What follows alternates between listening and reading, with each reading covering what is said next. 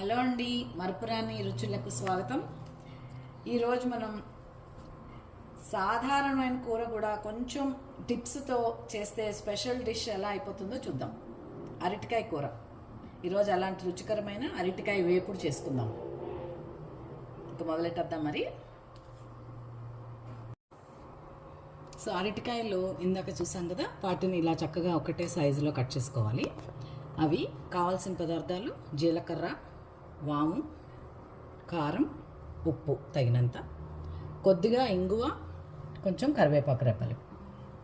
So నూనె మరగంగానే first మనం ఈ అరటికాయ ముక్కలు ఇందులో మూకుడులో వేసుకుందాం.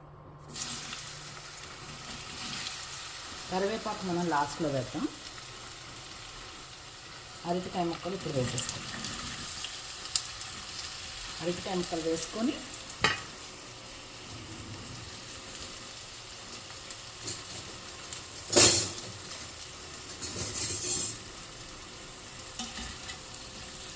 కొంచెం ఇట్లా పైకి కిందకి తిప్పి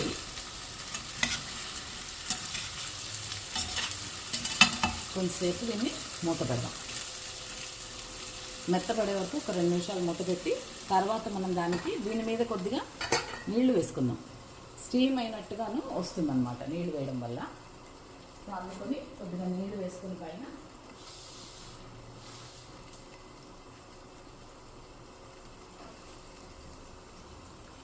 అలా మూత పెట్టి ఒక 5 మినిట్స్ ఉంచి మళ్ళీ దాన్ని తీసి కలుపుతుందాం. ఇదిగోనండి, ఇందాక నేను మూత పెట్టి కాసేపు ఉంచి తీసాను కదా, ఇలా వేగే వరకు ఉంచుకొని మీరు ఇప్పుడు ఉప్పు వేసుకోవచ్చు. ఇందులో ఉప్పు వేసి తర్వాత మిగతావి ఇంకొంచెం సేపు వేగనిచ్చాక మిగతా వేద్దాం. ఫస్ట్ ఉప్పు వేస్తున్నాను. తగినంత ఉప్పు వేసుకోవాలి, మీకు కావాల్సినంత ఉప్పు వేసి ఒకసారి ఇలాగా కలిపేసుకుని, సో ఉప్పు వేసుకుని కాసేపు ఇంకొంచెం సేపు వేగనిద్దాము. ఉప్పు పడ్డాక ఒక్కొక్క ఫ్యూ మినిట్స్, ఇంకా తెల్లగా ఉంది కదా, అది పోయే వరకు వేగనిచ్చి కారం వేసుకోవచ్చు. ఇంగువ, కారం, మిగతావన్నీ. సో ఇలా వేగుతున్నప్పుడు దాంట్లో మనం ఇందాక నేను ఇక్కడ పెట్టుకున్న జీలకర్రను, వాము వేద్దాం. ఇప్పుడు అవి 2 వేసేస్తే అవి కూడా వేగుతాయి దీంతో పాటు చక్కగా. జీలకర్ర, ఇదేమో వాము, తగినంత జీలకర్ర, వాము. అరటికాయ చాలా మంచిది. అలానే జీలకర్ర, వాము యాడ్ చేస్తే డైజెషన్కి ఇంకా మంచిది. మనకి చాలా రుచికరంగా ఉంటుంది ఇది, మనకి నెయ్యి అన్నంలో పెట్టుకొని తింటే. సో ఇది మనకి చక్కగాను వామును, జీలకర్ర చక్కగా వేగిపోయాయి. ఇప్పుడు పైన మనం కారం, ఇంగువ, కరివేపాకు పెట్టుకున్నవన్నీ వేసేసి కలపడమే పైనుంచి కిందకి. ఈ ఇంగువ కూడా కొద్దిగా పైన ఇలా జల్లేసేయండి.